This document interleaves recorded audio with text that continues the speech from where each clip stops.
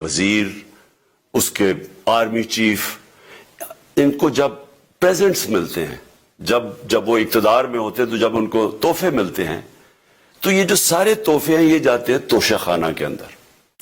ایک پورا ریکارڈ ادھر قائم کیا جاتا ہے.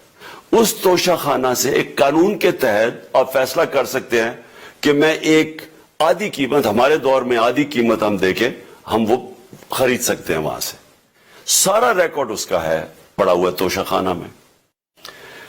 تو یہ جو کیس اس نے کیا ہے، یہ جو کیس کے اوپر فیصلہ دیا ہے، میں آپ ساری قوم کے سامنے اب یہ کہنا چاہتا ہوں کہ جب بھی، اور انشاءاللہ ہم اب جا رہے ہیں عدالت میں آج سب کے سامنے کہنا چاہتا ہوں کہ یہ عدالت کے اندر کیس جائے گا اور اس میں ایک چیز غیر قانونی نہیں نکلے گی، کیونکہ سارا ریکارڈ اویلیبل ہے.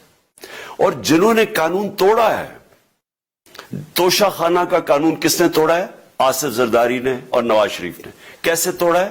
انہوں نے 4 مہنگی گاڑیاں اس توشہ خانہ سے نکالی ہیں. قانون یہ کہتا ہے کہ آپ گاڑیاں نہیں نکال سکتے، مجھے بھی ملی تھی.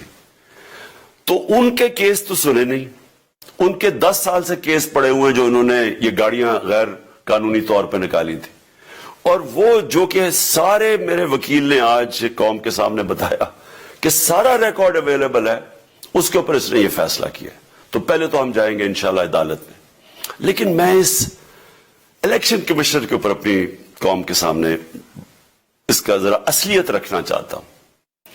یہ وہ آدمی ہے جو پچھلے 2.5 سال سے ہمارے خلاف فیصلے دے رہا ہے. 8 یا 9 دفعہ اس نے ہمارے خلاف فیصلہ دیا، ہم عدالت میں گئے اور عدالت نے اس کے فیصلے اوور ٹرن کر کے ہمارے حق میں فیصلے دیے، کیونکہ اس کے جو فیصلے تھے وہ غیر جانبدار نہیں تھے. ہم ای وی ایم مشینز کے اوپر کوشش کرتے رہے کہ اس ملک میں صاف اور شفاف الیکشن ہو. 2 سال کوشش کرتے رہے. اس الیکشن کمیشن نے پیپلز پارٹی اور نون لیگ کے ساتھ مل کے وہ نہیں ہونے دیا. ہم نے عدالت میں گئے کہ جو سینٹ کے اندر پیسہ چلتا ہے سینٹ کے الیکشنز کے اندر، کہ وہ ووٹ ویریفائبل ہونی چاہیے، یعنی لوگوں کو پتا ہونا چاہیے کہ آپ کے ایم پی کدھر ووٹ ڈال رہے ہیں.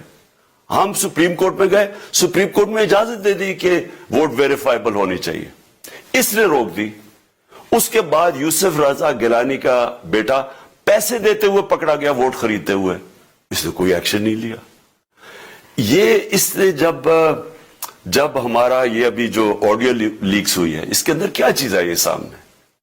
آڈیو لیکس میں یہ سامنے آئی کہ نون لیگ کے ساتھ بیٹھ کے یہ فیصلے کر رہا تھا کہ کون سے حلقے ہمارے کمزور ہیں اور کدھر پی ڈی ایم کی ووٹ جو تھی ہمارے حلقوں سے دگنی تھی. اس نے ان کے ساتھ بیٹھ کے فیصلے کیے. یہ جو ابھی حال ہی میں الیکشن ہوئے ہیں، اسی الیکشن کمیشن نے، اس نے پہلے بھی جب پنجاب کے بائی الیکشن ہوئے تب بھی پوری الیکشن کمیشن کی مشینری نے ان کی مدد کی، اور اس کے گورنمنٹ بھی پنجاب میں انہی کی تھی، گورنمنٹ کی مشینری نے بھی پوری مدد کی. اس کے باوجود دونوں دفعہ یہ الیکشن ہار گئے. اور الیکشن اس لیے ہارے کہ پاکستان کی قوم ان کو ریجیکٹ کر بیٹھی ہے، اور اللہ کا شکر ادا کرتا ہمارے ساتھ کھڑی ہے. جب ہماری گورنمنٹ گئی تب سے یہ مافیا کوشش کر رہا ہے کہ تحریک انصاف کو ختم کرنے کی. پہلے تو انہوں نے گورنمنٹ گرائی بیرونی سازش، پھر انہوں نے کروڑ روپیہ خرچ کیا، 20 یا 25 کروڑ روپے کی ووٹیں خریدی، لوگوں کو لوٹا بنایا، ہماری گورنمنٹ گرائی. اس کے بعد جب ہم نے مظاہرہ کیا، پرامن مظاہرہ، آئین اور قانون میں رہتے ہوئے، ہمیں آئین اجازت دیتا ہے پرامن احتجاج کرنے کی، ہم نے پرامن احتجاج کرنا تھا. انہوں نے جس طرح ایک بیرونی، جو آج بھی وہ سائفر اویلیبل ہے جس میں واضح ہے کہ ان کو باہر سے مل کے انہوں نے ایک گورنمنٹ گرائی تھی. سب کو پتا ہے سندھ ہاؤس میں 20 25 کروڑ روپیہ چلا اور گورنمنٹ انہوں نے گرائی. اس کے اوپر مظاہرہ ہم نے کیا 25 مئی کو. انہوں نے جس طرح کا ظلم و تشدد کیا ہمارے اوپر، پاکستان کی تاریخ میں ایسے کبھی نہیں ہوا. عورتوں بچوں کے اوپر دیکھ رہے ہیں فیملیز، انہوں نے شیلنگ کی، گھروں میں گھس گئے رات میں، جو پنجاب پولیس کو انہوں نے استعمال کیا. اور انہوں نے سمجھا کہ پارٹی کراش ہو جائے گی، پھر بھی نہیں ہوئی. پنجاب کے بائی الیکشن ہار گئے. پھر انہوں نے میرے اوپر کیسز کرنے شروع کر دیے. کبھی عدالت میں ایک کیس ہوتا ہے، کوئی 24 ایف آئی آر ہے میرے اوپر. دہشت گردی کا میرے پہ کیس کر دیا. کیا کیس تھا؟ ساری دنیا میں رپورٹ ہوا وہ کیس. کیس کیا ہے کہ عمران خان کہہ رہا ہے کہ ریمانڈ پہ بھیجنے کے لیے ایک جس کے اوپر تشدد ہوا ہے, کسٹوڈیل ٹارچر ہوئی ہے شہباز گل کو, کہ ہم قانونی کاروائی کریں گے, اس کے اوپر دہشت گردی کا کیس کر دیا. تو پوری کوشش کرتے رہے نہ کسی طرح اس کو, کیونکہ میچ میں تو آپ کھیل نہیں سکتے تھے, تو عمران خان کو میچ سے نکال دو باہر. یہ شروع سے ان کی کوشش تھی. پتہ ان کو چل گیا کہ عوام آ گئی ہے کھڑی ہو ہمارے ساتھ. بڑے میں جلسے ہوئے ہیں, کبھی اتنے بڑے جلسے ہوئے ہی نہیں پاکستان میں.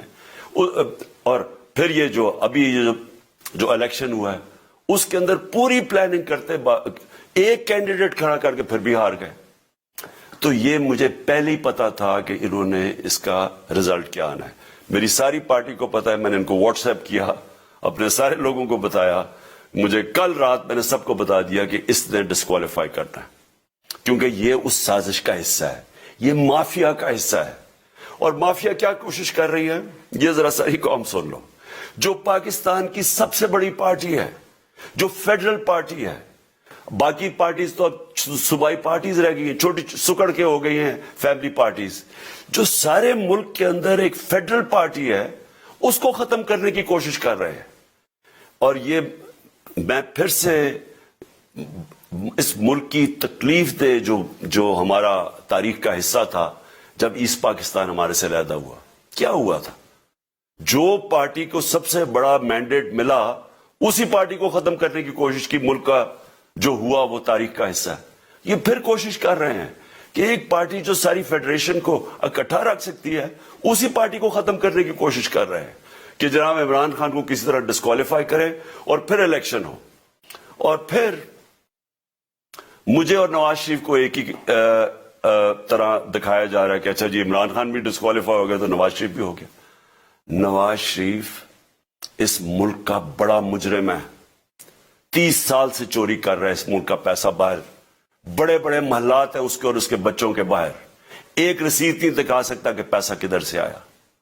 میں نے کرکٹ کھیلتا تھا تو میں نے ایک فلیٹ خریدا, میں تو پبلک آفس ہولڈر بھی نہیں تھا. 34-35 سال پہلے میں نے فلیٹ خریدا جب کرکٹ کھیلتا تھا. اس کے باوجود میں نے 8 مہینے عدالت کے اندر ایک رسید بتائی کہ مجھے کدھر سے انکم آئی, کدھر سے آمدنی آئی, اور باہر سے حلال کے پیسے کی جو میں نے جو خریدا فلیٹ, اس کو جب بیچا بینک کے تھرو پاکستان میں پیسہ لے کے آیا, اپنے ملک میں پیسہ لے کے آیا, اس کی بھی منی ٹریل تھی. عدالت نے مجھے صادق اور امین کہا, اور مجھے مقابلہ اس آدمی سے کر رہے ہیں جو اربوں روپے کی پراپرٹیز لے کے بیٹھا ہوا ہے. کبھی کوئی جھوٹ بولتا ہے کہ جی مجھے قطری کھاد کے جی قطری نے پیسے دے دیے, کبھی وہ کہتا ہے یہ ہے وہ ذرا ہے, وہ فیل ہو جاتا ہے. وہ بیٹی کہتی ہے میرے لندن تو چھوڑو پاکستان میں کوئی پراپرٹی نہیں ہے, اور پھر پراپرٹی نکلا.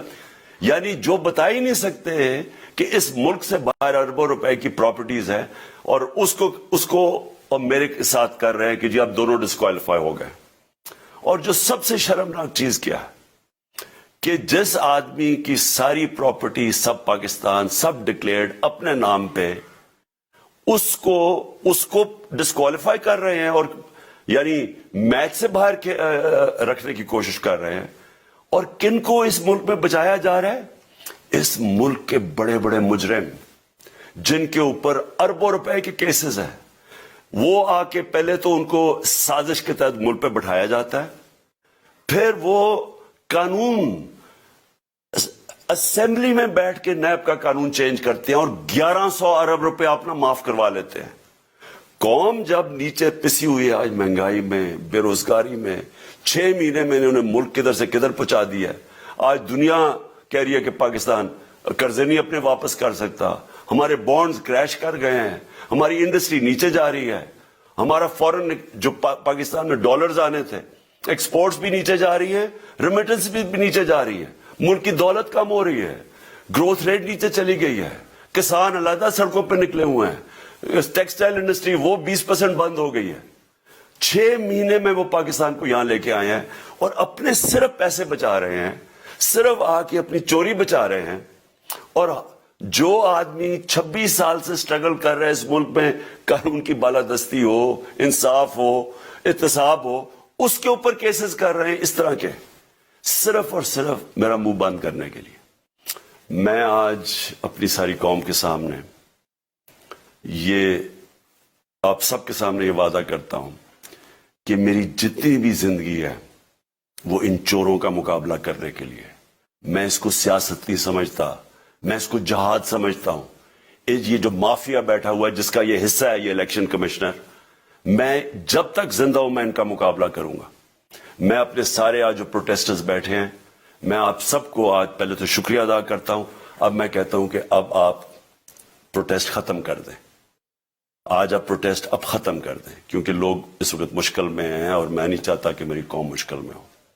لیکن آپ سب تیاری کریں.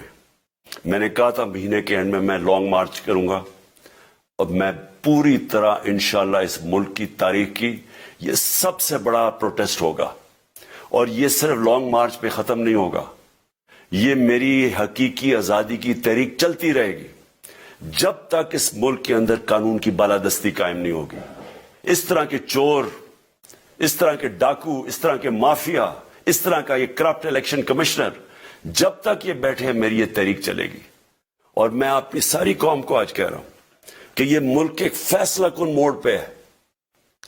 اگر ہم جو اللہ کا حکم ہے کہ ظلم اور ناانصافی کے سامنے کھڑے ہو, جہاد کرو, اللہ کا حکم ہے امر بالمعروف, اچھائی کے ساتھ کھڑے ہو اور اس طرح کے چوروں کے خلاف کھڑے ہو. جب تک ہم قوم اس فیصلہ کن وقت پہ اب جدوجہد کرنے کے لیے تیاری نہیں کریں گے ہم ان چوروں سے اپنی جان نہیں چھڑا سکیں گے. جہاد اللہ نے ہمارے اوپر فرض اس لیے کی ہے کہ جب ہم ظلم کا مقابلہ کرتے ہیں اپنی بہتری کرتے ہیں, ظلم کم ہو جاتا ہے.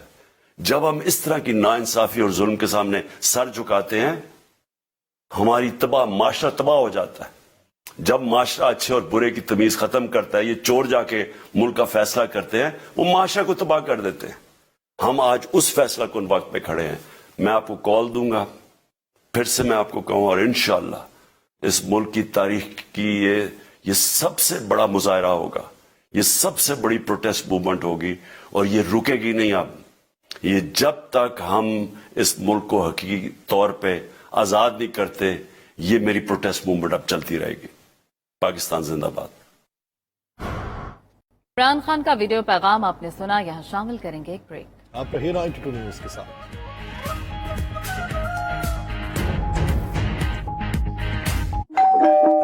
کون؟ فیوچر.